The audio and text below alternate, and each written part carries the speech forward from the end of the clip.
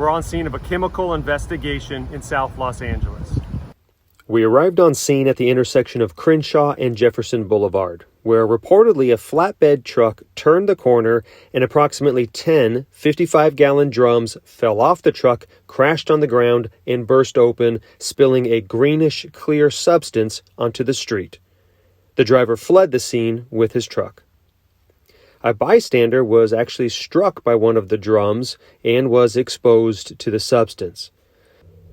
We isolated the area and denied entry to prevent any further exposure to the public, and quickly strived to prevent the material from entering the storm drains. We then called for hazardous materials teams to respond and identify the substance, along with our joint hazardous assessment team and LA Impact, along with other agencies to assist. The preliminary sampling of the spilled substance was determined to be an industrial detergent, similar to that of a commercial hand soap.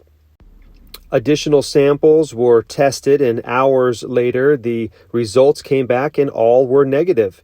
Negative for hazardous materials, negative for caustic substances, and negative for any drugs.